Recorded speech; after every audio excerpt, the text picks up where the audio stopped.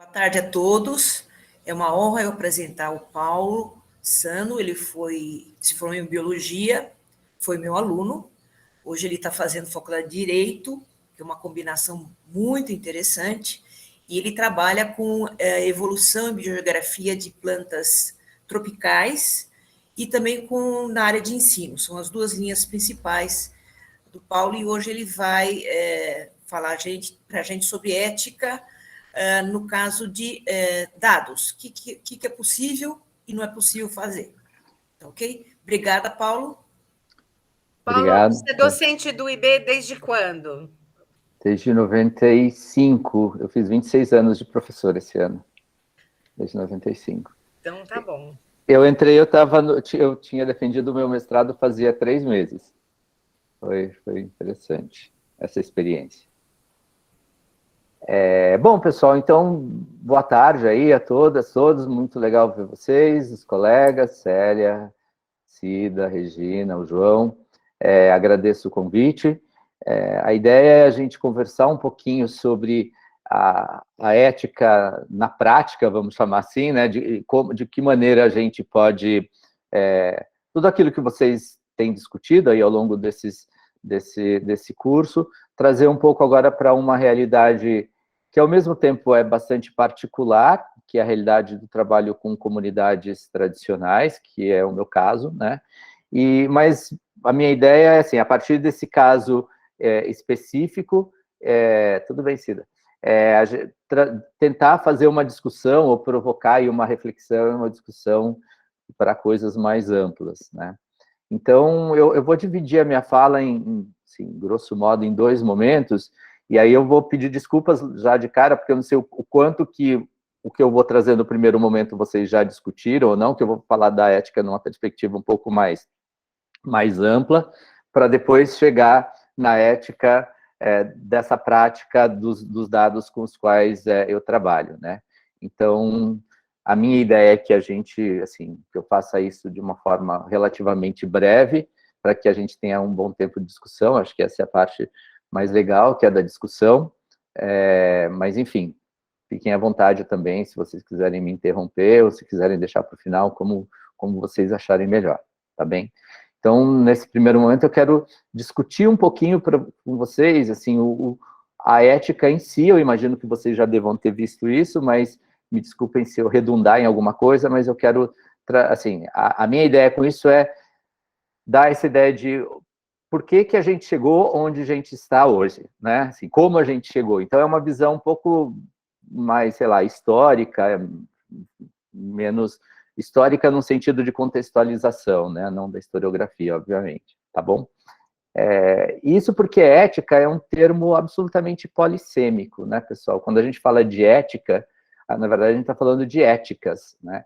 E eu tenho... Bom, agora que vocês já estão há algum tempo nessa caminhada aqui no curso, talvez as respostas fossem homogêneas, mas se a gente perguntasse para cada um dos 60 que estão aqui na sala o que é ética para você, muito provavelmente haveria um certo padrão de semelhança entre as respostas, mas a gente, com toda certeza, teria 60 respostas muito diferentes, conceituando ética de formas diferentes, né? Então, a partir dessa perspectiva que eu quero falar aqui. Na verdade, quando a gente está falando de ética, existe uma diferença bastante importante quando a gente fala da ética como fenômeno social e da ética na sua acepção filosófica, né? Então, a gente aqui vai falar da ética na questão como fenômeno social, que é o que nos atinge quando a gente fala de ética profissional. Mas, para chegar a isso, acho que é interessante a gente pensar, assim, dar uma pincelada muito rapidamente da ética nesse contexto filosófico. Porque também no contexto filosófico, quando a gente fala em ética, a gente está falando da ética com maiúscula, mas também a gente está falando de éticas, né? Se a gente entrar, assim, se a gente fizer uma visita para os grandes períodos da humanidade, de uma forma, e aqui, assim, toda generalização, ela tem várias perdas, né? Então, me perdoem, o João, principalmente, as generalizações impróprias, mas, na verdade, se a gente pensar, por exemplo, a ética nos diversos períodos históricos da humanidade, a gente vai ver que, dentro de cada período, essa ética tinha uma conotação diferente. Então, se a gente... estamos falando também, quando a gente fala de período histórico ou filosófico, lembrando que a gente está falando de uma perspectiva eminentemente ocidental, né? A gente está falando de uma cultura ocidental. A gente não desconhece e não faz parte da nossa cultura histórico-científica aspectos ligados a, por exemplo, uma ética oriental de uma cultura que é milenar, né? Muito mais antiga, inclusive, que a nossa ocidental, mas da qual a gente conhece muito pouco. Então, nessa perspectiva de uma ética ocidental dos nossos períodos históricos, quando a gente fala, por exemplo, na ética da antiguidade, a ética era um fenômeno que, de alguma forma, estava no coletivo, na verdade, né? Quando a gente pega, por exemplo, mesmo dois pensadores aí que são os grandes faróis da ética da antiguidade, Aristóteles, Platão, com as suas diferenças, ainda assim a gente vai ver que, assim, como semelhança, essa ética é uma ética do coletivo. Nessa perspectiva do que próprio Aristóteles trazia do ser humano, o homem como animal político, né? E político no sentido da polis mesmo, daquilo que se realiza no coletivo. Então, para esses antigos, para esses clássicos, a ética era alguma coisa que se dava no coletivo, se consolidava nessas ações políticas, pensando a política na perspectiva que eles traziam, né? Então, a ética para esses pensadores era uma dimensão da política. Isso a gente vê, sim, por exemplo, em Aristóteles, desde das primeiras obras do Aristóteles mais jovem, aí, que a gente vai chamar de a Magna Moralia, que é uma obra que ele aborda a ética, até a Ética Nicomaica, por exemplo, que é uma obra mais final do Aristóteles. Essa perspectiva de ética como fenômeno coletivo é muito marcado. E praticamente em todos os pensadores dessa antiguidade clássica. Quando a gente vem para a Idade Média, a ética deixa de ser esse fenômeno coletivo e passa a morar fora do ser humano, inclusive. É uma ética divina. Ser ético é cumprir aquilo que Deus, né, espera do ser humano. Então, esse deslocamento de um coletivo natural, humano, para um divino, faz toda a diferença, porque, na verdade, a partir desse momento, quando eu falo em ética, ética é o cumprimento de uma vontade divina, que não é humana. A gente vai encontrar isso também nos grandes pensadores aí da Idade Média, Agostinho de Hipona, Tomás de Aquino, né? Quando a gente vem para a modernidade, né, já depois da Idade Média, se a gente pega, por exemplo, o grande também signo aí, farol da modernidade, que foi Kant, a gente vai ver que a ética, ela passa a ser uma ética que está dentro do homem, ela deixa de ser uma ética que está lá em Deus e passa a ser uma ética humana, né? A ética está no indivíduo. Quando o Kant fala do seu imperativo categórico, né? Haja como se a máxima da tua ação devesse tornar-se, através de tua vontade, uma lei universal, ele está falando de uma ética que parte do indivíduo, que parte da pessoa para o coletivo. Então, esse movimento de onde está essa ética, né, ele vai mudando ao longo do tempo. E quando a gente vem para a idade contemporânea, e quando eu estou falando de contemporaneidade, é a idade contemporânea do ponto de vista histórico, né? A gente vê que a ética é algo que é estruturado por normativas, é estruturado por leis, é uma ética que a gente vai chamar de juspositivista, né? Então, a gente está aí no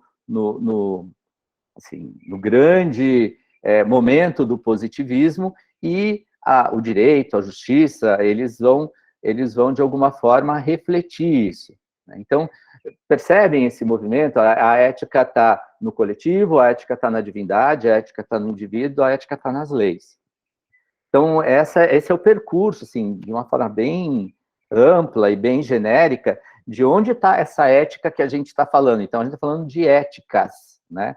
E esse último momento do juspositivismo, da ética morando nas normativas, é um pouco o reflexo do que a gente está vivendo hoje dentro da contemporaneidade ou da pós-contemporaneidade, como vocês preferirem, mas a gente ainda reflete muito desse pensamento. E esses contextos éticos, de alguma forma, eles refletem também os modos de produção do seu tempo. Então, não dá para a gente pensar a ética como dissociada de todo o resto da história e da sociedade, né? Se na Idade Antiga a gente tem essa ética coletiva e que tem como um padrão ético a força, né? É essa época que as sociedades ocidentais estão se consolidando, a gente tem como reflexo desse padrão ético de força o modo de produção escravista que dominou a Idade Antiga, por exemplo. Na Idade Média, a gente vai ter esse padrão ético que é focado no divino e na tradição, e vai ter um modo de produção feudal, né? Na Idade Moderna, essa racionalidade, ela já representa um momento de transição, com o começo aí do mercantilismo, e na Idade Contemporânea a gente vai ter esse justpositivismo dando forma, na verdade, para o capitalismo, né? E a forma como ele se manifesta na nossa sociedade. Então, a grande expressão do capitalismo se dá por meio das normativas e desse justpositivismo. Então, dentro desse bojo histórico, filosófico, que a gente vai, então, passar para o outro foco, que é essa ética como fenômeno social. Então, na verdade, a gente está trabalhando dessa perspectiva de uma sociedade que é marcada por essa história e por esse percurso, né? E essa ética como fenômeno social, ela é entendida, ou ela é marcada, né, muito fortemente por aquilo que a gente vai chamar de usos e costumes, né? O que define essa ética socialmente vão ser esses usos e esses costumes de uma sociedade. Então, na verdade, quando eu falo de usos e costumes, eu estou falando de algo, de ações ou de compartilhamentos de ações que elas são regionalmente, não interessa se esse regional é global ou muito localizados, né? Temporalmente localizados, fruto de um determinado momento histórico que a humanidade aí está vivendo, né? Então, e que tem como característica, essa ética como fenômeno social, característica de uma continuidade, né, ao longo do tempo, que às vezes vai esmaecendo, mas ela não é algo que acontece aos saltos, ela vai se continuando, uma certa uniformidade de comportamentos, de culturas, marcada pela conformidade a determinadas regras ou a determinados usos e costumes, a determinados fazeres, e uma determinada moralidade, né? Então, acho que isso é importante, porque a ética e moral são dois conceitos que são bastante próximos, né? E às vezes até são entendidos como quase que sinônimos, embora não necessariamente não sejam, na verdade não são, né? Mas, de certa medida, a ética, ela engloba, na verdade, ou ela está voltada muito para aspectos ligados a essa moralidade, né? De uma forma bem, assim, não é exatamente rasa, mas bem geral, né? Se vocês forem procurar, vocês vão ver que, geralmente, o pessoal fala que a moral ela está ligada a mandamentos, né?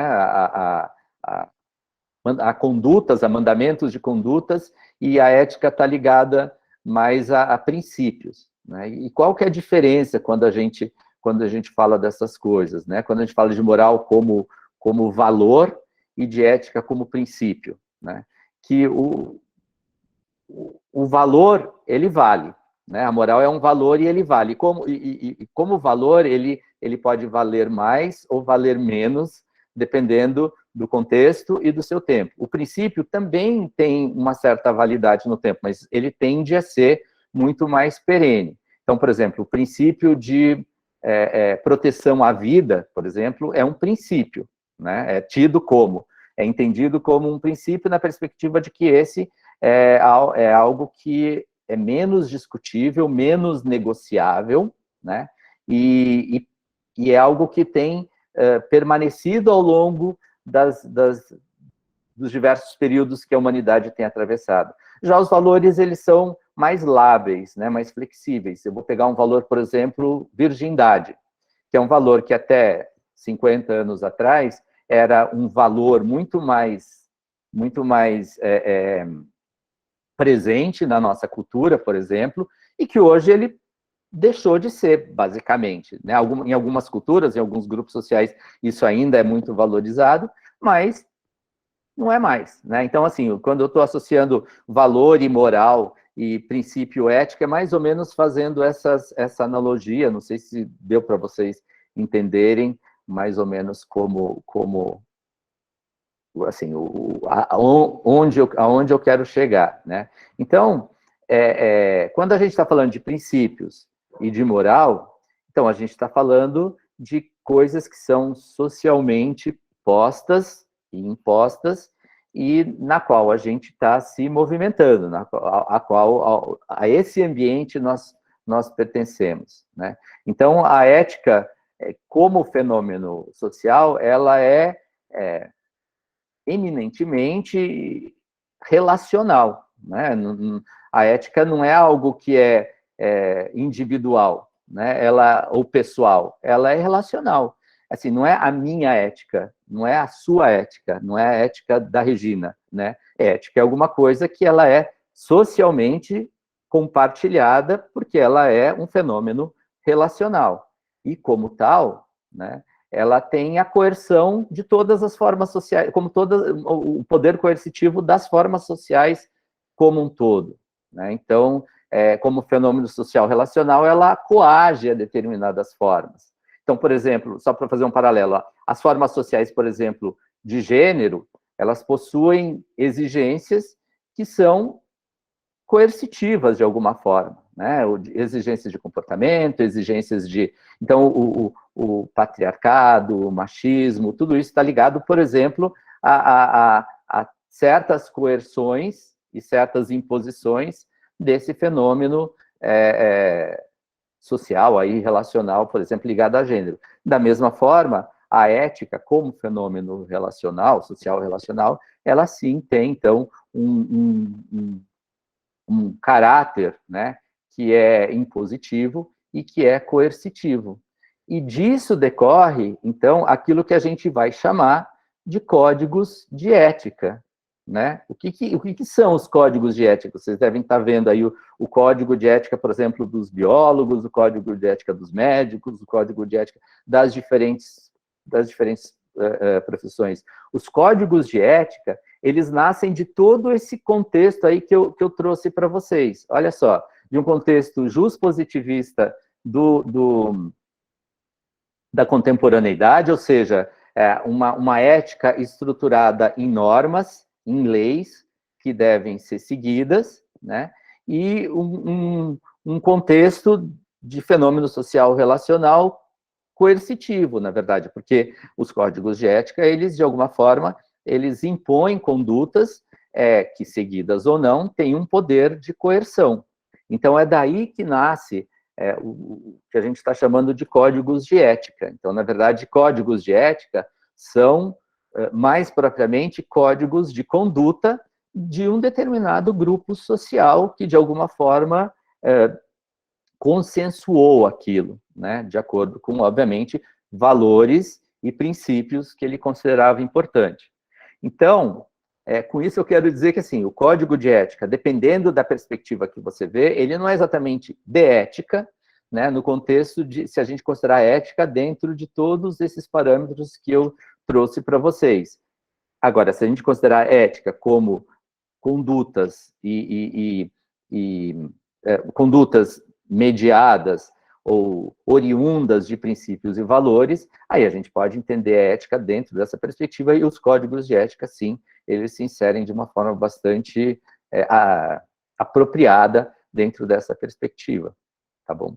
Então, assim, essa mais ou menos um pouco essa introdução que eu queria fazer para vocês, para a gente entender por que então tem tanto, por que os códigos de ética têm esses diferentes mandamentos, vamos chamar assim, né?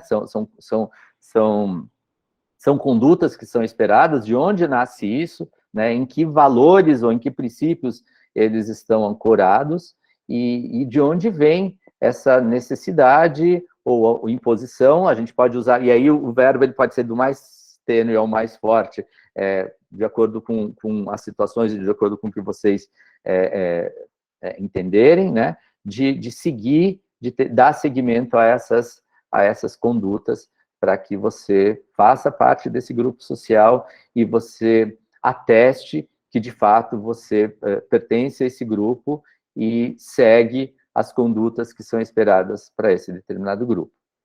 Deu para entender mais ou menos? Assim, é uma visão bem ampla, mas só eu queria fazer essa introdução para a gente entender. Então, o Código de Ética Profissional como esse rol de condutas, de procedimentos, de ações que são esperadas por um profissional de uma determinada área, né? Então, no nosso caso, profissionais da área de biologia, que temos como característica trabalhar aí com essa matéria, que é a matéria mais fina e mais preciosa que a gente tem, que é a vida nas suas diferentes manifestações, né? Então, acho que esse é um aspecto muito particular de quando a gente fala de código de ética, por exemplo, de profissionais da área biológica, porque a gente está falando de algo que é muito inerente a nós, seres humanos, e aos demais seres vivos desse planeta. E aí a gente vai perceber o quanto, vai parafraseando Nietzsche, humanos, demasiados humanos, é o nosso olhar com relação a essas questões, né, pessoal? Então, a gente vai ter, por exemplo, se a gente pega a ética, por exemplo, no procedimento com pesquisa em animais, né, a gente vai ver que é uma ética que ela é muito mais, vou chamar de cordatocêntrica, né? Mais do que isso, na verdade é mamaliocêntrica, porque na verdade a gente tende a ser muito mais protetivo com aqueles mais próximos de nós. Então os mamíferos, eles têm um nível de proteção e de atenção muito maior do que, por exemplo, invertebrados, né? E nem vou dizer das plantas, né, pessoal? Então, assim, planta não é muito, não existe um código de ética assim, associado à pesquisa com plantas, por exemplo, né? Embora haja comportamentos ligados a essa situação. Por exemplo, se eu vou em algum lugar e retiro uma orquídea, né, aparentemente eu estou sendo mais criminoso, né? Assim, eu tenho um olhar diferenciado. Nossa, você foi lá, você tirou a orquídea da natureza, do que se eu vir com um pé de capim, por exemplo. E são plantas do mesmo grupo, são monocotiledôneas, enfim, pertencem a famílias diferentes, mas o que eu quero trazer com essa provocação é que a gente não pode deixar de entender que tudo isso são construções sociais, humanas, históricas, historicamente condicionadas, a partir de olhares e de pressupostos que a gente foi construindo aí ao longo desse tempo, né? A gente está caminhando, eu imagino, assim, estou tentando, assim, fazer não tenho bola de cristal, mas a gente está caminhando para um momento da humanidade em que, por exemplo, o olhar sobre animais, ele está sendo muito mais atento, né? Sei lá, os nossos avós, por exemplo, que usavam animais de carga, né? Cavalo, burro, não sei o quê, eles não tinham o mesmo olhar de proteção e de entendimento dos direitos desses animais do que hoje, por exemplo, se a gente vê um cavalo sendo açoitado na rua, puxando uma charrete muito pesada, enfim. São essas questões que a gente...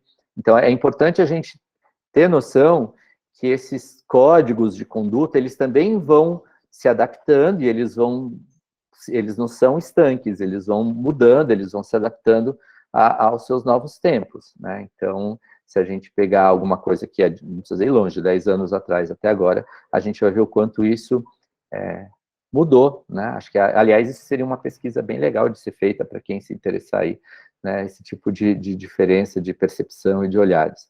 Mas, enfim, é dentro dessa perspectiva que eu quero trazer a discussão, então, sobre essa ética na prática de pesquisa, né?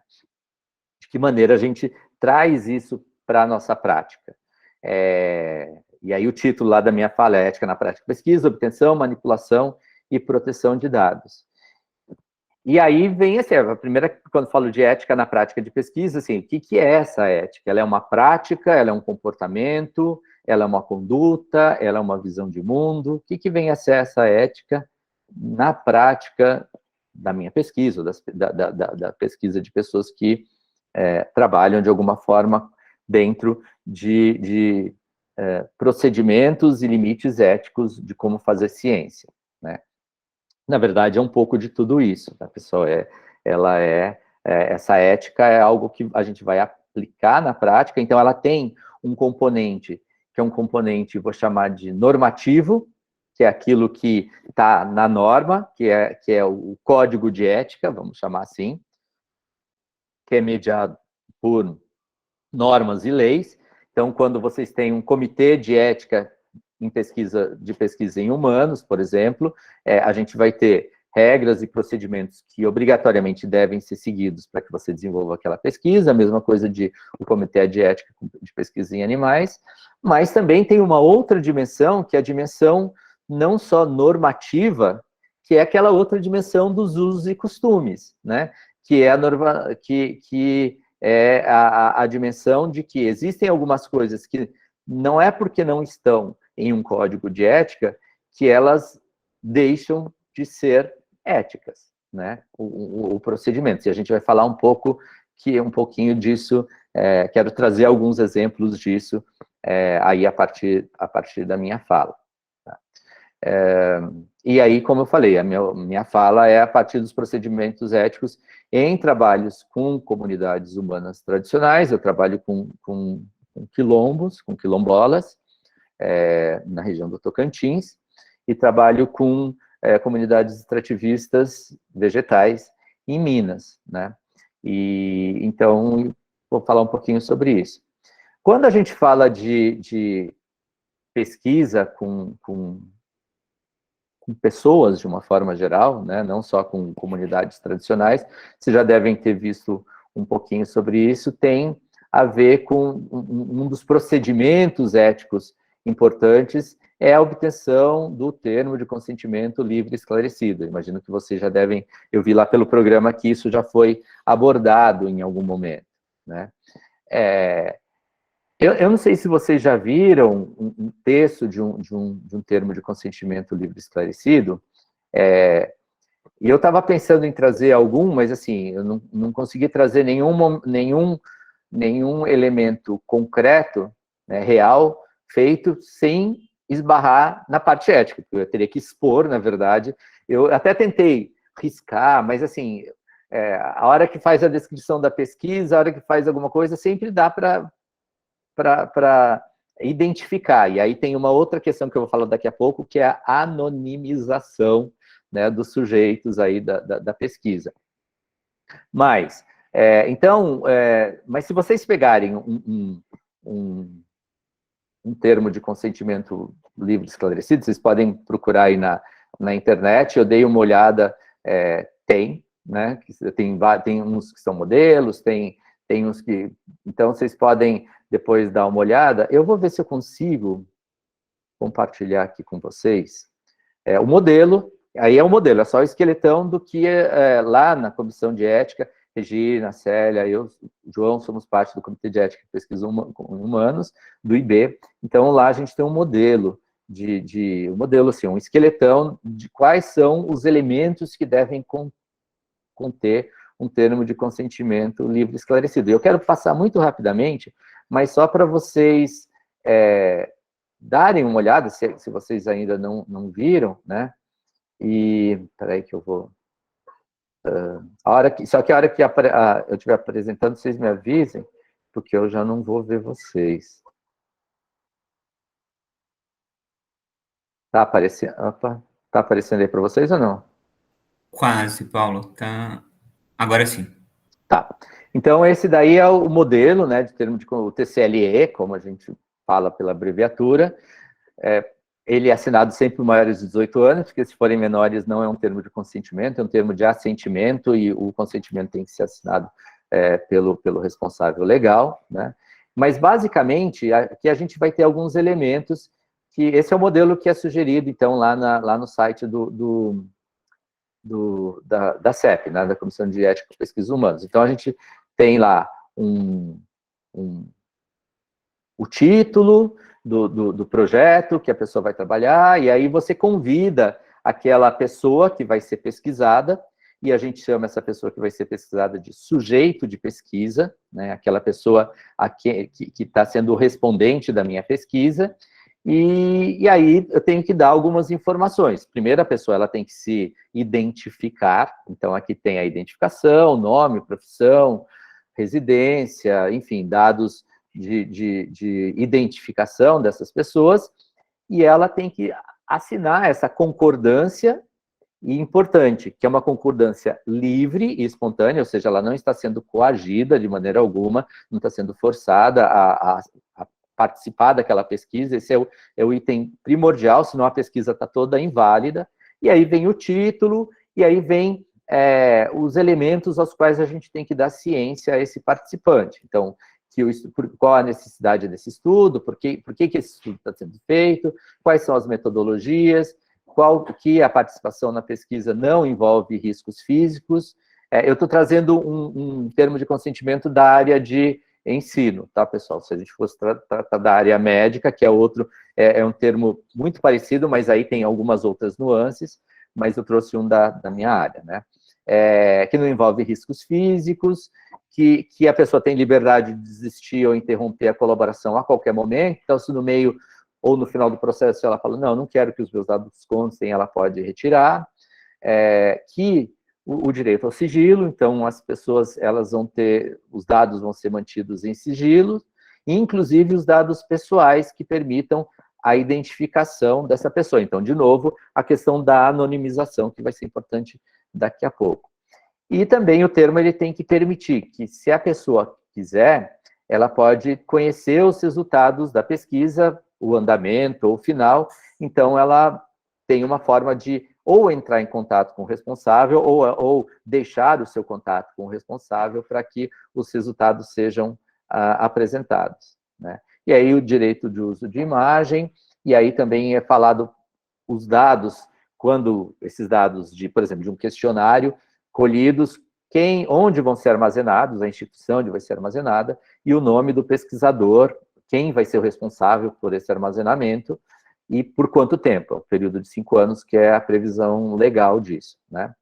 E depois tem que ter a assinatura da pessoa que participa, né, que então é o consentimento, a assinatura do pesquisador responsável.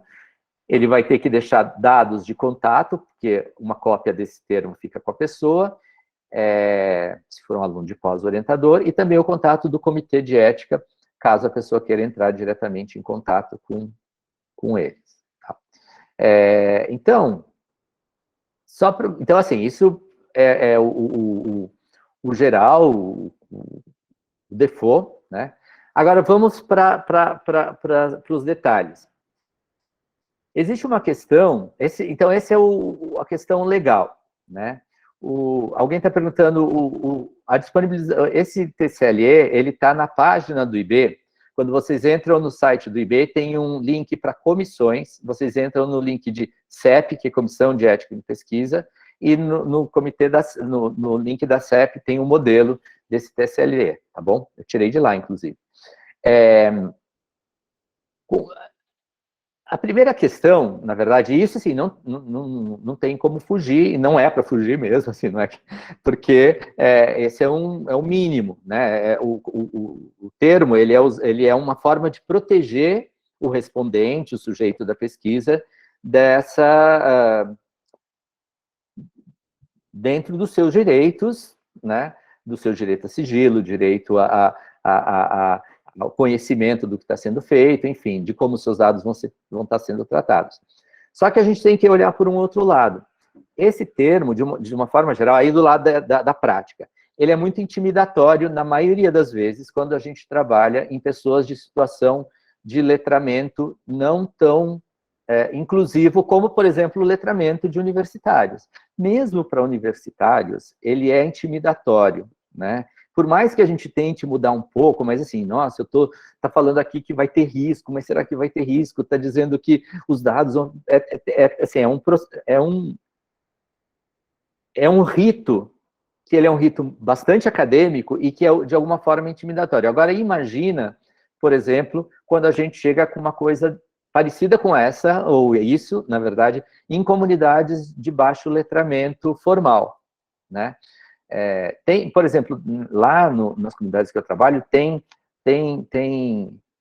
pessoas mateiros, que vão para campo com a gente, eles têm medo de assinar recibo, a gente não tem como pagar, assim, não tem como pagar, a gente paga, mas não tem como ter recibo para apresentar para o CNPq, porque eles têm medo de colocar o nome no recibo, porque eles não sabem o que as pessoas vão fazer com isso, né?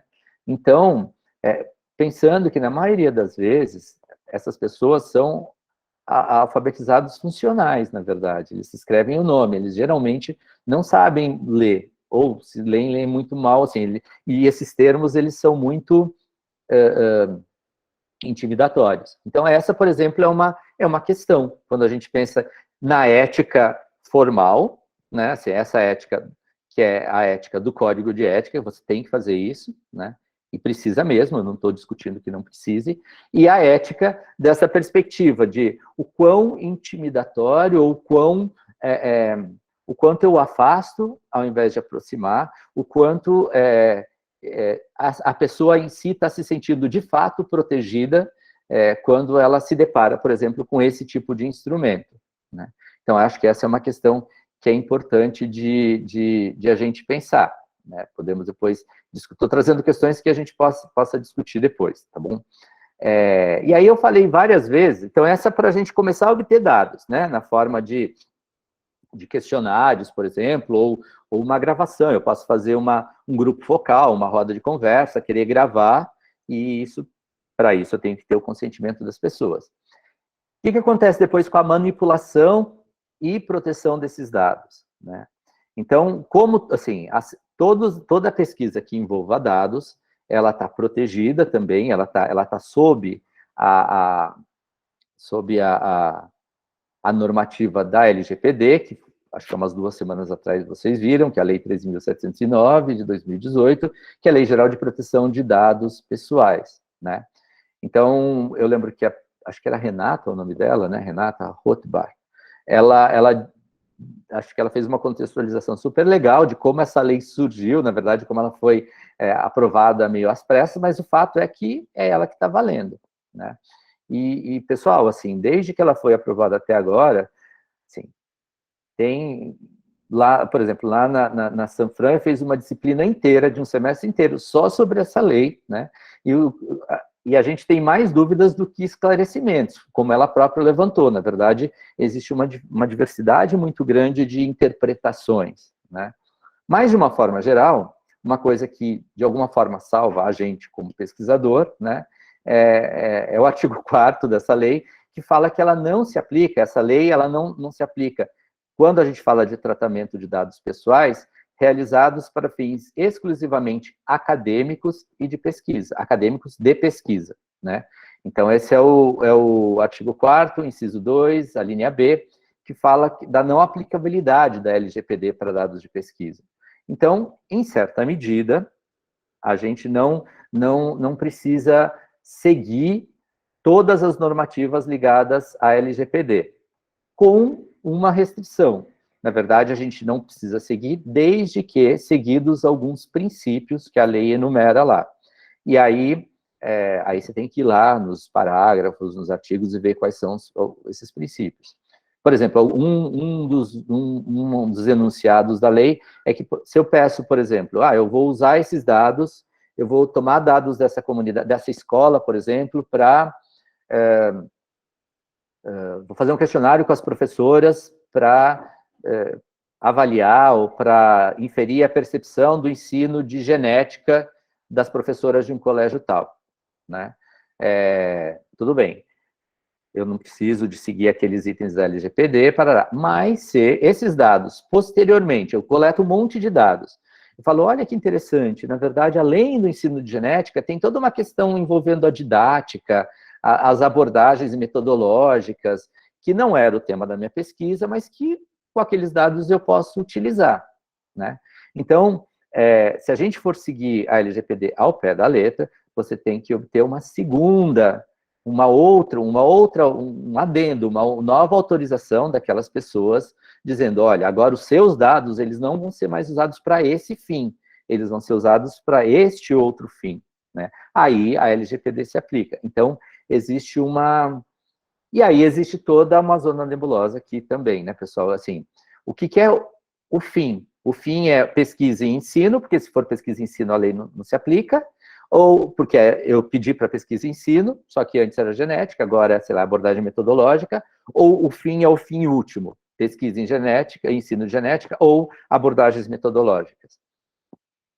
Então, essa é uma questão que não tem uma solução, e como é uma lei recente, não tem jurisprudência, né? Então, a jurisprudência está se firmando ainda, não existe. Então, só para vocês verem que nem tudo que está também, às vezes, estão preto no branco, estão na letra da lei, é algo que seja exatamente simples, né? E para quem trabalha com dados de saúde, aí tem um complicadorzinho a mais, porque dados ligados à saúde são considerados dados sensíveis.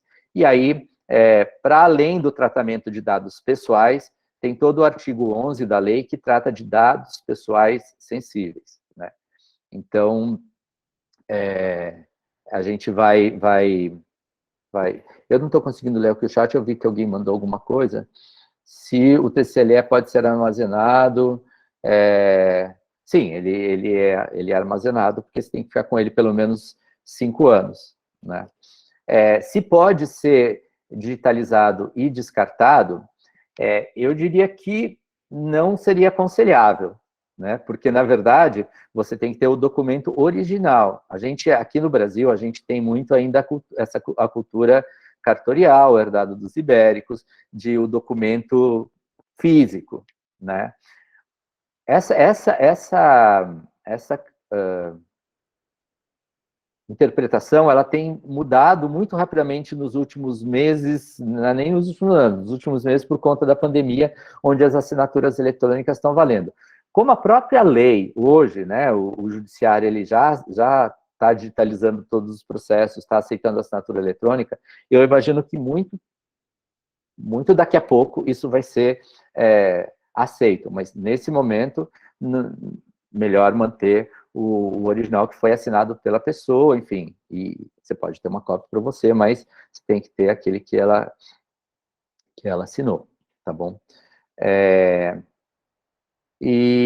Bom, então, quando eu falo de armazenamento, tratamento e armazenamento de dados, eu estou falando de tudo isso.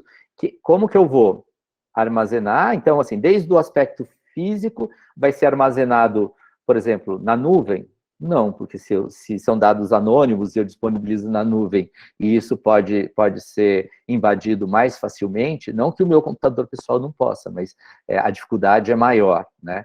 Então, se são dados sensíveis que não podem ser... Então, eu tenho que armazenar num outro dispositivo ao qual só eu tenho acesso. Esse é um dos compromissos éticos. Inclusive, alguns TCLE, se vocês olharem, eles dão, inclusive, uma garantia de atendimento jurídico para o respondente, né, para o participante, caso ele tenha seus dados expostos. Se vocês olharem lá nos exemplos de TCLE que no Google tem, alguns deles já têm essa cláusula, por exemplo, pós-LGPD, né? Então, essa questão do armazenamento tem desde isso, e tem essa questão de onde colocar fisicamente, né? Fisicamente e eletronicamente, eu quero dizer, né? Se forem dados de questionário físico, é fisicamente mesmo. Se forem dados de questionário eletrônico, é eletronicamente. E o que a gente chama de tratamento de dados. O tratamento de dados é tudo que se refere ao que a gente vai fazer depois, no nosso caso de pesquisa, com a pesquisa, que é o tratamento, a análise, a discussão, enfim, como esses dados eles vão ser trabalhados, né? E aí entra uma outra questão da LGPD, que ela diz que, caso o tratamento dos dados seja compartilhado por mais de uma pessoa, que não aquela que originalmente tinha sido indicada para fazer esse tratamento, o respondente tem que ser comunicado, né? Então, por exemplo, se no meio do caminho da minha pesquisa com ensino de genética eu falo, mas a Regina é geneticista, eu tenho certeza que ela vai poder colaborar, não sei o quê, então eu vou compartilhar esses questionários para ver o olhar dela. Então, supostamente, eu deveria... De novo, nada é preto no branco. Tudo, como tudo no direito, vai ter aí os meandros que daria para... Mas, enfim, se a gente depende da interpretação que é dada, tá, pessoal? Então, isso eu estou falando do default, de como seria a pesquisa com pessoas de uma forma geral, e especificamente pessoas ligadas, então, à área de ensino ou comunidades tradicionais e tal. No caso de comunidades tradicionais, a gente tem alguns elementos a mais, que essas comunidades, elas têm também proteção legal, seus conhecimentos estão protegidos por lei, né? Então, dentre os compromissos éticos e legais, e aí, então, nem tudo que é legal é ético e vice-versa, né, pessoal? Mas, assim, aí nesse contexto tudo, assim, o ético e o legal é que há necessidade de repartição dos benefícios, assim, de claramente constar, ou no TCLE, ou no próprio projeto, enfim, de que maneira vai ser feito. A garantia de proteção dos dados do conhecimento tradicional, e 2, a repartição de eventuais benefícios que advenham desses dados, né, do uso desses dados. Então, essa é uma condição sine qua non para que a gente possa trabalhar, então, com essas comunidades, isso vai ter que ser expresso, tá bom? Então, isso, de uma forma bem geral, é o trabalho com as comunidades tradicionais. Agora, rapidamente, eu quero passar uns slides para vocês, da perspectiva com a qual a gente está trabalhando e de que maneira isso dialoga ou, às vezes, conflita com algumas dessas coisas que eu trouxe para vocês. A gente trabalha lá com essas comunidades numa perspectiva de pesquisa que se chama coprodução do conhecimento. Só para vocês terem só para situar, a coprodução do conhecimento ela é uma abordagem de pesquisa que ela surgiu nos últimos 15 anos, mais ou menos, assim, se fortaleceu, vou dizer assim, surgiu bem antes, nos últimos 15 anos, por conta da ciência da sustentabilidade. Então, está muito ligada à questão de conservação e sustentabilidade. Embora nós aqui, o nosso grupo e alguns outros grupos ao redor do mundo, a gente tem ampliado essa perspectiva não só para a questão de conservação e sustentabilidade, também, mas não só para outras vertentes, inclusive, por exemplo, tem um aluno trabalhando em coprodução com professores dentro da perspectiva puramente do ensino, sem ter a ver com conservação e sustentabilidade. Então, na verdade, é uma abordagem de trabalho que ela é preconizada aí pela Unesco, né, como, assim, a grande, sei lá, um grande potencial de como se trabalhar pesquisa aí nos umbrais do século XXI, né? Então, essa é uma das possibilidades. Então, quero apresentar muito rapidamente para vocês.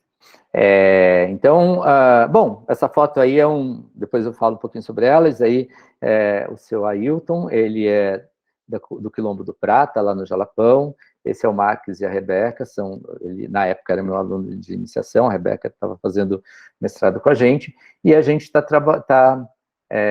e ele está vendo no microscópio como que é uma planta de capim dourado, lembrando que o Jalapão é o lugar onde o capim dourado é trabalhado. Daqui a pouco eu conto mais um pouquinho sobre isso, mas é só...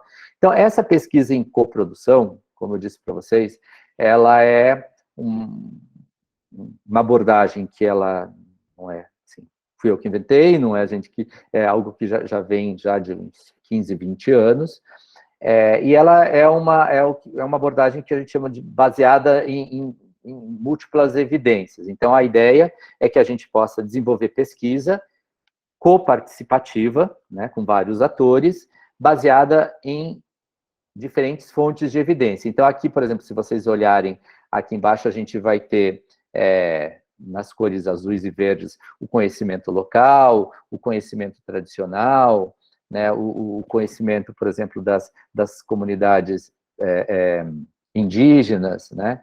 E aqui à direita, em tons de amarelo e laranja, o conhecimento acadêmico, científico, o conhecimento técnico. Então, a ideia é que esses vários conhecimentos, eles se juntem né, no que a gente chama num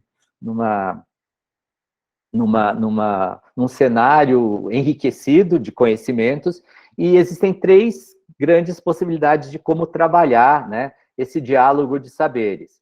Um que é a integração do conhecimento, né, que é assim, eu vou integrar, e na verdade ele se sobrepõe, se superpõe, na verdade um não exclui o outro. Um que é integrar esses diferentes conhecimentos, os povos originários trazem os seus, eu trago o meu, da academia a gente pode dialogar e integrar esse conhecimento. O outro que a gente chama de fertilização cruzada do conhecimento, né? Então, assim, eles trazem uma questão que é do universo deles, e eu falo, nossa, olha que interessante. Por exemplo, uma questão, vou dar um exemplo lá do Japão, eles falam, Paulo, por que o capim dourado daqui é mais dourado que dos outros lugares, né? E eu falei, nossa, não tinha percebido isso, mas então vamos embora pesquisar. E aí a gente fez a pesquisa científica ligada a isso, e aí a gente descobriu que de fato era, e por que era? A gente não, né? Quem fez a pesquisa, porque eu não trabalho exatamente com isso. Mas essa fertilização cruzada de conhecimento, ou a coprodução do conhecimento, que é a participação desses diferentes grupos em todas as etapas da produção do conhecimento, que vão desde o codesenho do projeto. Então eu não chego lá com um projeto pronto. Eu só sei que eu vou, por exemplo, eu quero trabalhar com capim dourado, com a comunidade capim dourado. Eu vou com algumas indagações minhas, mas isso não é o meu projeto pronto. Eu chego na comunidade, a gente tem toda uma fase de preparação, de rodas de conversa, e a partir do que eles demandam, a gente co-desenha um projeto. Esse é o projeto, ele é feito, desenhado a várias mãos, com base nesses vários participantes. E a partir desse codesenho, a gente faz a coprodução, ou seja, todas essas pessoas participam de todas as etapas, desde a tomada de dados, a análise, a discussão, ela é coparticipativa. Claro que, em alguns momentos, e aqui essa seta mostra isso, o conhecimento de um ou de outro segmento, ele acaba sendo mais evidente. Por exemplo, quando eu falo de análise de dados, de resultados, em geral, a gente, do lado acadêmico, a gente tem uma tendência a ter um pouco mais de prática. Com relação a isso, então, essa parte aqui, ela é, de alguma forma, organizada, vamos chamar assim, por nós. Mas, por exemplo, no codesenho, a participação é muito maior, inclusive, deles. E na disseminação dos resultados, aí é totalmente misturado, sendo que a maior parte dos resultados a gente espera que vá para essas pessoas, né, para esses grupos. Eu vou dar um exemplo para depois ficar um pouco mais fácil para vocês, mas basicamente a coprodução tem esse cenário, né, de participação em todas as etapas. E aí isso já traz uma primeira questão para a gente. Dá para eu chamar de sujeitos de pesquisa, né, essas pessoas? Né? Então, a gente não usa esse termo, sujeitos de pesquisa, porque eles não são nossos investigados, eles não são nossos respondentes, eles são co-participantes. E a primeira pergunta que a gente faz quando as pessoas entram se alguém levantou a mão, eu não estou vendo, porque eu não estou vendo a tela, depois eu posso responder, tá, pessoal? Como a gente chama essas pessoas? Né, esses co-participantes, a gente pergunta para elas como eles querem ser chamados, porque a gente se identifica como os pesquisadores, e a gente pergunta. Na imensa maioria das vezes, assim, eles querem ser chamados pelo nome, eu quero ser, por exemplo, lá em Minas, eles querem continuar sendo os apanhadores de flor, né? Ou lá no Japão, a gente quer ser pesquisador também, né? A gente quer, na verdade, elas queriam acesso a esse universo do conhecimento, né? Esse sistema de conhecimento que a gente está chamando de sistema de conhecimento acadêmico, né?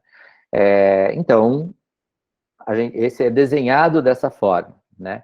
E no nosso caso, na verdade, assim, a coprodução, como eu falei, dentro dessa perspectiva de sustentabilidade, ela tem que compreender essa multidimensionalidade de interações entre nós, coparticipantes, e no nosso caso lá com a natureza, abordar questões ambientais numa pesquisa que seja focada em soluções. Então, a gente, como pesquisa, assim, os nossos resultados já é suficiente. Mas quando a gente envolve as comunidades locais, por exemplo, eles querem soluções para demandas que sejam específicas. Por que o capim-dourado está diminuindo aqui na nossa área? Por que eu estou tendo que ir mais longe para coletar?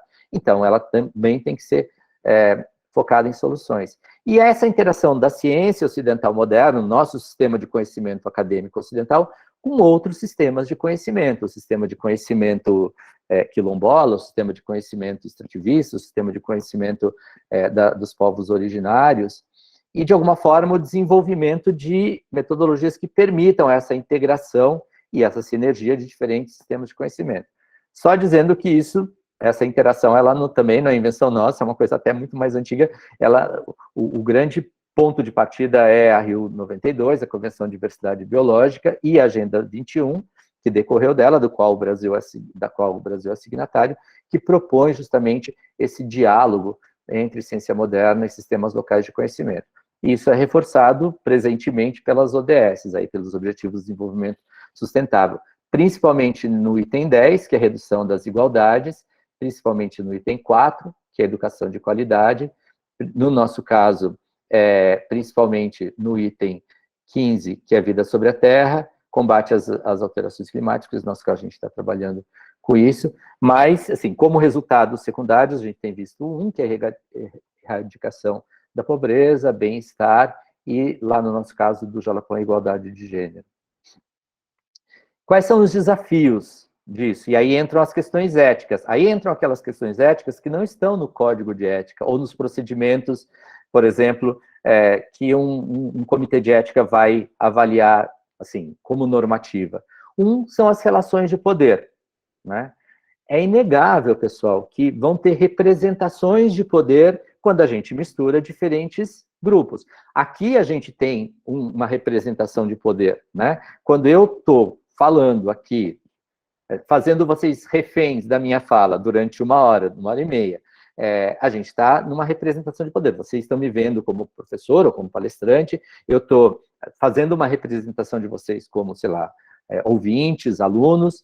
A gente está numa relação que inclui uma representação de poder. Então, ter consciência dessas representações é muito importante. Quando eu chego... bom, não vou... Eu tenho uma imagem para mostrar isso, não vou detalhar. A outra é essa integração entre as diversas perspectivas. Eu, quando vou lá no Jalapão com os meus alunos, eu quero ter os dados de pesquisa, quero publicar um trabalho bonito, quero contar aquilo que a gente fez para o mundo, quero que minha aluna tenha o seu título de doutorado a partir daquilo, né? Que faz muito parte desse nosso universo acadêmico. Para eles, a perspectiva é totalmente diferente. Então, integrar isso, eles querem ter mais capim dourado no campo, eles querem facilitar as formas de coleta, eles querem saber por que é mais dourado que não é, porque quando passa fogo, e se quando passa fogo brota mais ou brota menos, e tudo isso linkado com, no nosso caso, com a questão da sustentabilidade. Lembrando que a sustentabilidade, ela tem 3 pilares, né? A gente, assim, biólogo, a gente sempre tende a ver um só, mas a sustentabilidade, oficialmente, ela tem 3 pilares, que é o desenvolvimento econômico, desenvolvimento social e proteção à biodiversidade. Então, se a gente for trabalhar numa perspectiva de sustentabilidade, a gente tem que estar atento a esses 3 pilares obrigatoriamente, né? E aí, só muito rapidamente trazer um dos exemplos, que é esse trabalho que eu gosto bastante, que é como a gente faz isso em coprodução, que é o conhecimento de jovens do Quilombo Umbuca sobre o Cerrado. Então, era uma pesquisa participativa, porque foi em coprodução, por meio de narrativas visuais, que eu já vou contar para vocês o que é isso. Esse trabalho foi o doutorado da Rebeca, orientado por mim, com a Yuta, que é uma professora da Universidade de Victoria, no Canadá, e em coprodução com o Quilombo Umbuca. E a gente resolveu trabalhar com essas novas gerações da comunidade locais, porque eles são os futuros tomadores de decisão, né, sobre o uso e manejo da biodiversidade local. Então, essa é a realidade. Esse aqui é o Jalapão, esse aqui é um dos lugares mais bonitos, essa é a ANEM, e esse é o Cerrado, uma área de cerrado contínuo mais extensa no nosso país, com pessoas que vivem da diversidade dos bens e produtos dessa diversidade que ela oferece. E a 20 quilômetros desse lugar, né, a gente tem o Matopiba chegando, que o Matopiba é Maranhão, Tocantins, Piauí e Bahia, que é o projeto de nova fronteira agrícola do Brasil, com monocultura, nesse caso, monocultura de soja, que transforma toda essa diversidade do cerrado em lenha e em produção de um único alimento. Então, esse conflito, que é social, que é ambiental, que é de conservação, é o que motiva, por exemplo, esse tipo de trabalho. E aí, quando eu falo de representação de poder, eu estou falando disso, né? Eu chego numa caminhonete, que não é minha, tudo bem, é da universidade, né?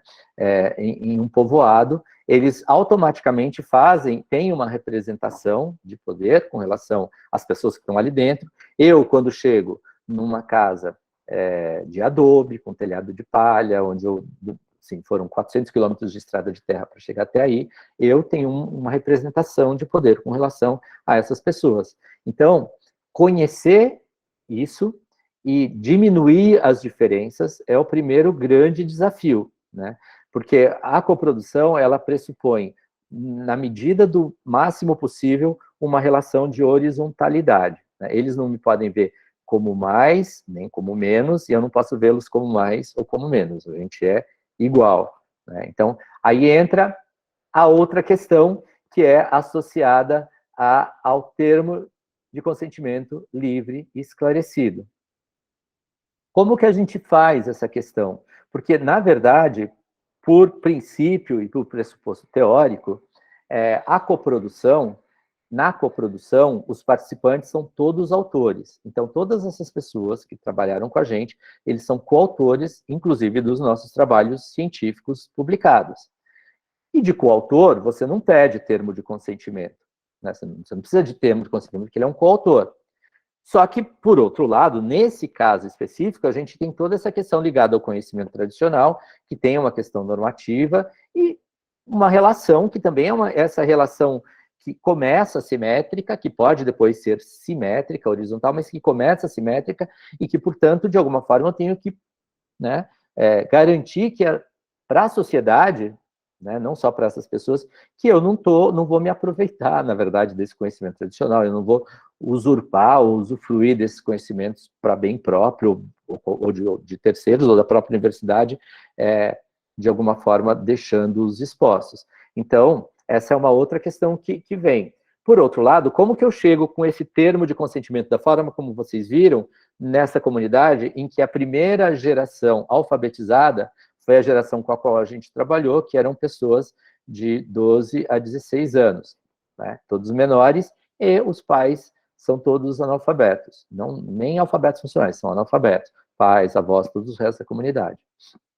Então, a gente tem que ter uma série de adaptações, que, inclusive, assim, a lei permite, que as normas permitem. Por exemplo, nesse caso, a gente obtém o consentimento gravado, né? Não precisa ser todo mundo, pode ser o líder da comunidade. Nesse caso, a gente tem de todo mundo, mas porque a nossa relação é uma relação, como eu falei, para além dessa de pesquisa, é uma relação que acaba sendo pessoal, que acaba sendo também horizontal. Mas se você, legalmente, se a gente tiver a permissão do líder da comunidade, ele tem essa representatividade. E essa permissão, ela deve ficar gravada, né? Só que no nosso caso, a gente faz uma adaptação, a gente tem o termo de consentimento livre esclarecido, que é aquele que a gente vai submeter para o comitê de ética, parará, porque a gente tem que cumprir os ritos, né? E aí, assim, é importante isso, mas a gente tem também um paralelo, que é o que a gente chama termo de responsabilidade colaborativo.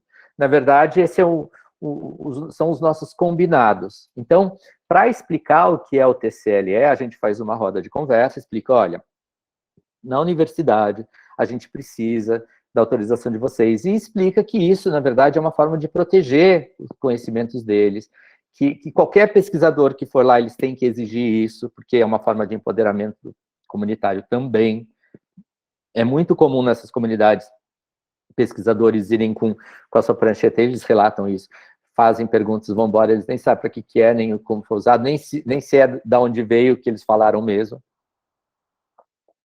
Então, esse é um termo que é muito legal, gente, é muito bonito, a gente está, assim, terminando de escrever para publicar como uma abordagem metodológica na pesquisa em coprodução. Porque, na verdade, a gente coloca quais são as nossas expectativas e nossas necessidades, e eles colocam as deles, e isso se constitui num termo que é conjunto. Então, por exemplo, desde coisas sobre a pesquisa em si, olha, a gente quer saber sobre o olhar de vocês sobre o Cerrado, né? E aí eles falaram, a gente quer saber como que funciona, como é que se faz pesquisa. Então, isso constitui o nosso termo, por exemplo, né, os itens. Até itens procedimentais. Uma coisa que incomodava muito a gente, por exemplo, é que, como é uma comunidade, são 100 pessoas, mas são na verdade, umas 300 pessoas, são 100, não chega a 100 famílias, a gente marcava um dia, a gente demora 2 dias e meio para chegar até lá, né? Porque tem que ir de carro para levar equipamento e tal. A gente marcava o dia para ir lá, aí assim, reunião às 4 horas. Chegava às 4, das 16 pessoas, tinha 8. Aí o pessoal, porque fulano, não sei o quê, nananã. Então, eles saíam para ir chamar esses 8. 4 saíam para chamar os 8. Vinham mais 4, mas os 4 que saíam não voltavam na hora. Então, assim, era uma confusão. Ele falou, uma das coisas que a gente gostaria é que a gente começasse na hora, e a gente sempre explica, né? Porque a gente vem lá de São Paulo, demora 2 dias e meio, a gente não, assim, tem que aproveitar bem o tempo e tal. Essa é a nossa parte. E vocês, né? Eles falam assim, uma coisa que incomoda muito a gente é que as pessoas ficam tirando foto da gente sem pedir, né? E eles vão lá na comunidade, imagina, uma comunidade quilombola, vai turista, e o pessoal fala, e às vezes a gente não está bem vestido, a gente não está com o cabelo bom, a gente não está a gente está descalço, eu não quero ser vista assim, né? Então, por exemplo, fez parte do nosso termo que fotos somente com pedido de permissão da nossa parte, né? A gente não pode controlar os turistas, mas assim, na pesquisa, só assim, né? Então, a gente vai construindo um termo que também é colaborativo, né? E aí a gente usou um método, e essa foto ela é bem legal, porque ela mostra um pouco do método de que maneira a gente pode adaptar o método, porque lá no termo de consentimento no TCLE, você tem que descrever o método. Só que as pessoas lendo aquilo, elas, né, pessoal, a gente vai usar photovoice, né? Então, aí a gente está explicando um pouquinho o que é o photovoice, né? O photovoice, parênteses, só para vocês saberem, é um método que foi desenvolvido na China para pesquisa com mulheres em situação de vulnerabilidade. Então, basicamente, ele consiste em você entregar uma câmera fotográfica para as pessoas, no nosso caso, para as co-pesquisadoras, e aí elas vão fotografar, no caso, elas que decidiram que elas queriam mostrar o olhar delas sobre o Cerrado. Então, elas vão fotografar, durante 6 meses, elas fotografaram tudo o que elas quiseram sobre o Cerrado, né? Aqui nessa oficina, a Beca está mostrando para elas que a foto é um recorte do olhar. Se você tirar, sei lá, se eu pedir para 10 pessoas tirarem foto do mesmo lugar, a gente vai ter 10 fotos diferentes, porque cada um vai priorizar um olhar diferente. Então, que era isso que a gente estava explicando um pouquinho nessa oficina sobre o photovoice. E aí elas tiraram centenas de fotos, e elas vão ter um tempo para elas escolherem 5 fotos. E esse momento é importante porque é um momento de reflexividade, a pessoa tem que refletir por que ela quer escolher essa foto. E ela faz uma narrativa de por que ela escolheu essa foto, uma narrativa gravada, né, não escrita.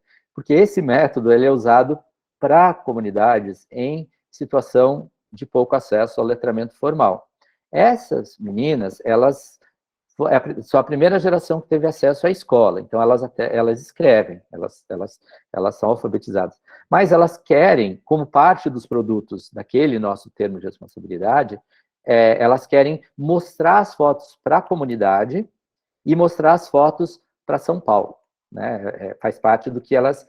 Então, como que ela vai fazer isso para os avós e pais que não sabem ler? Então, a gente constrói pequenas narrativas. Essas narrativas, elas são, junto com as imagens, elas foram o objeto de estudo e de trabalho da Rebeca para o doutorado dela, da perspectiva acadêmico-científica. Mas elas também constituem um produto que é voltado aí para a comunidade e para os interesses delas, né?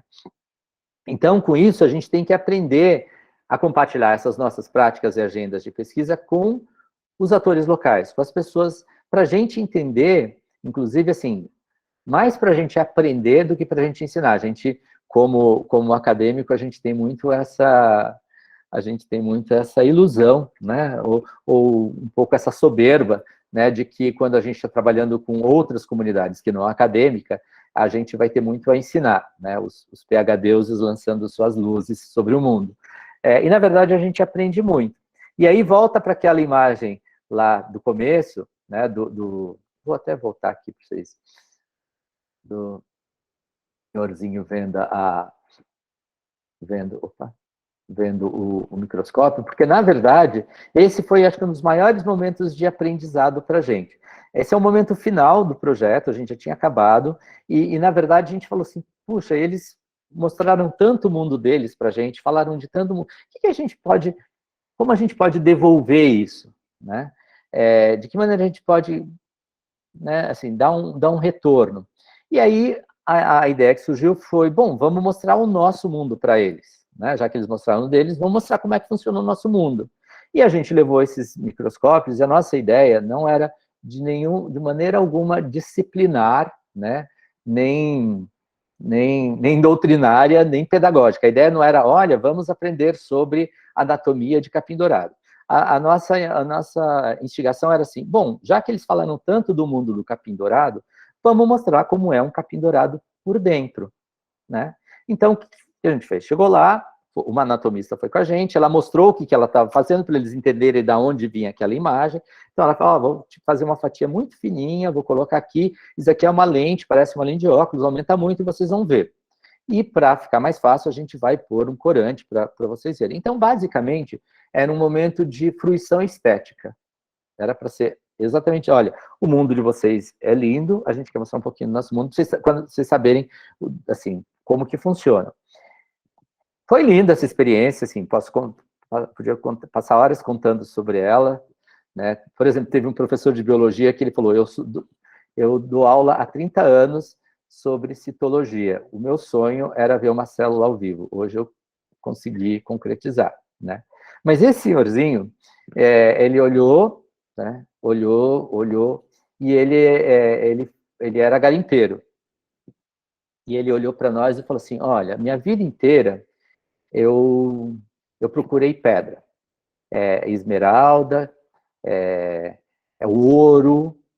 E aí ele falou assim, agora eu olhei aqui dentro, eu vejo que dentro do capim-dourado, com esse corante que vocês puseram, tem verde de esmeralda, tem ouro, tem dourado de ouro, sabe? O capim-dourado é muito mais valioso que tudo isso, né?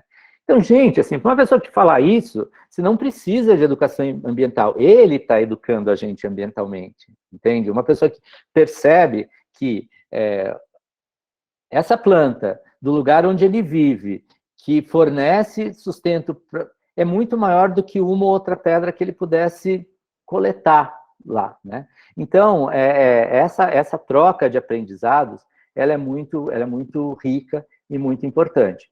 E aí, por fim, os 3 últimos slides, só um exemplo, uma das coisas que elas pediram para a gente, essa faz parte da demanda delas, não nossa, que elas queriam aprender a escrever, porque elas não conseguiam, quando elas iam fazer Enem, elas não se davam bem, porque elas escreviam, segundo elas, muito mal. A gente mostrou para elas que, na verdade, assim, tem diferentes escritas, e que essa escrita do Enem é uma escrita que é a exigida, que eu vou chamar da escrita padrão, né? Então, elas queriam que a gente ajudasse elas a escrever. Eu falei, e aí entra outra questão ética, né, pessoal? A gente tem que se colocar, de novo, como simétrico, né? A gente não... Porque a primeira intenção é ser um certo assistencialismo. Nossa, que pena, eu sei escrever super bem e ela não sabe, né? E a gente falou, olha, e também outra, quais são os nossos limites profissionais? Eu sou biólogo, assim, por mais que eu saiba ler e escrever, eu não sei ensinar a ler e escrever, né? Acho que isso é muito importante, a gente conhecer os limites da nossa... Isso é ética profissional também, né? Então eu falei, olha, isso eu não posso fazer, mas o que eu posso fazer, vou dar um caderninho para vocês, durante todo o mês, uma vez por mês, vocês vão escrever alguma coisa sobre o Cerrado. Eu vou levar esse caderninho lá para a universidade, eu vou chamar um professor de português, lá da faculdade de português, e ele vai me ajudar, e eu só vou ser o leve trás. O que ele falar para mim, eu trago para vocês. E foi assim, a gente fazia umas oficinas de escrita e redação, a partir do que ele... E esse colega da FEFELESH, ele ficou deslumbrado, ele falou assim, Paulo, isso dá umas 10 teses de linguística de doutorado, então, assim, ele pediu permissão e em algum momento ele está trabalhando com esse texto. Mas esse é um dos textos que eu deixei na escrita original. E eu achei lindo, porque ela colocou na forma de verso, né? Ó, vale a pena até lembrar que o que é do cerrado precisa ser melhor conservado, para que essa linda paisagem continue do nosso lado. Deslumbrante, encantadora, maravilhoso, inspiradora, falo do meu cerrado, de onde tiro minha lavoura, de onde tiro o meu sustento, na qual produzo meu alimento. Vocês acham que precisa de alguma ação educativa, ambiental, para uma pessoa que tem esse olhar sobre o lugar em que ela vive, né? Então, isso, assim, a gente tem que mostrar para as outras pessoas o que é o deslumbre e a riqueza do cerrado, né? E aí, pessoal, a último slide agora, eu vou mostrar o projeto piloto. Então, isso foi no começo, aí a gente fez o Photo Voice, e a gente transcreveu a fala de uma delas, é o que eu vou trazer do projeto piloto, e aí a fala está transcrita também da forma original, né? Elas escolheram que o projeto piloto ia ser sobre mulheres da roça, porque elas queriam mostrar as mulheres. É uma comunidade absolutamente assim, matriarcal e ao mesmo tempo em que as mulheres têm um protagonismo muito grande. Vocês viram que eu falei sempre no feminino, né?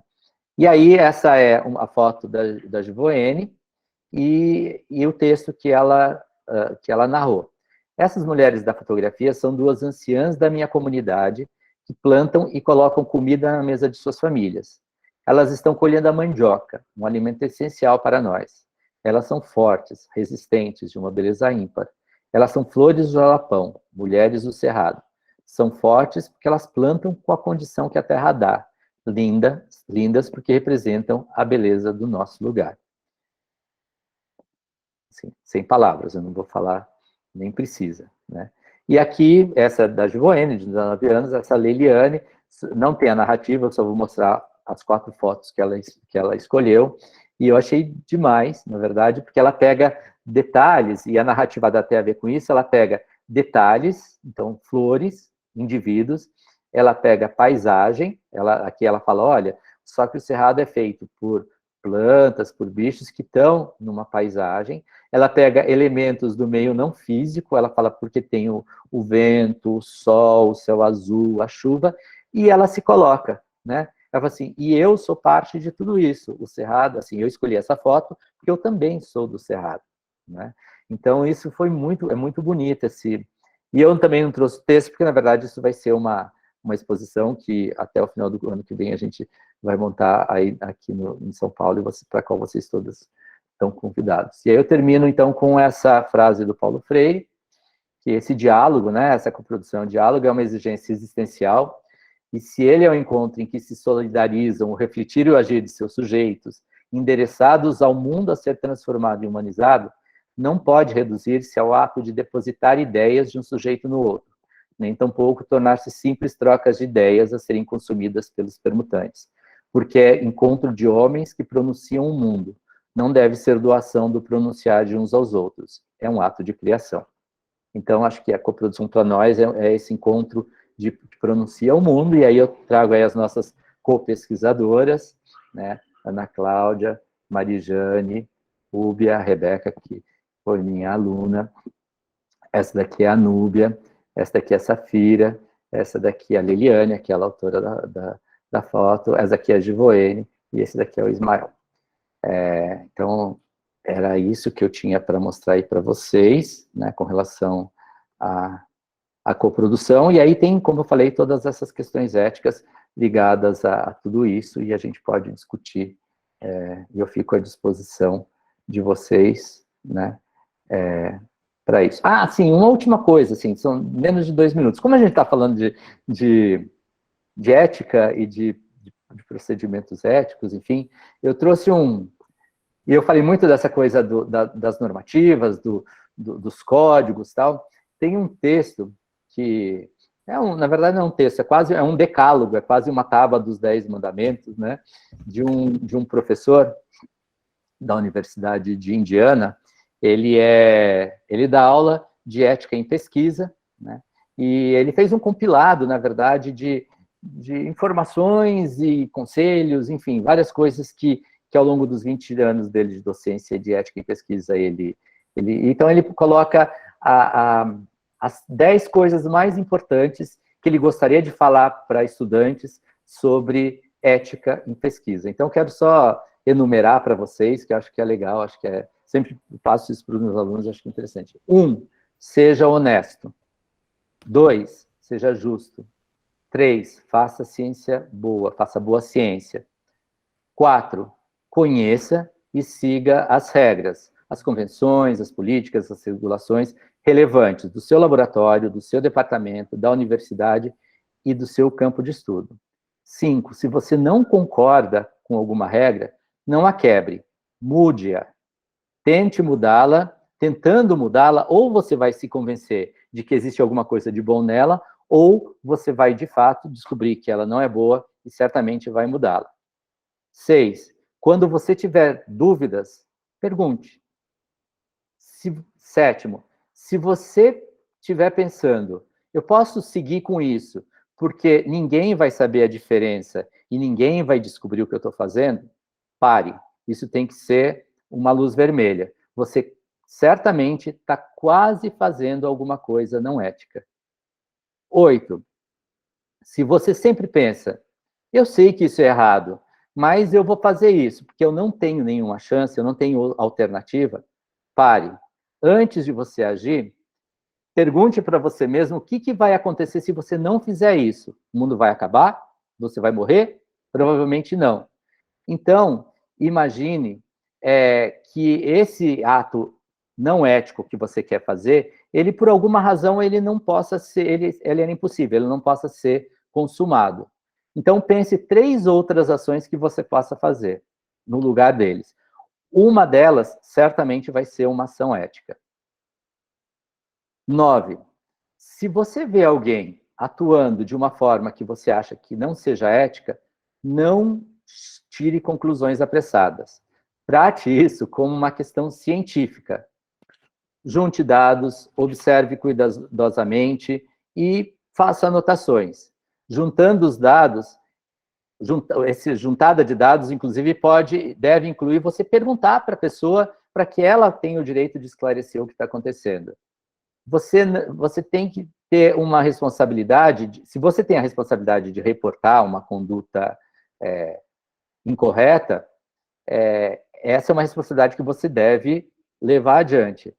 Mas você só deve levar adiante quando você tiver uma ideia muito clara e muito correta do que de fato aconteceu.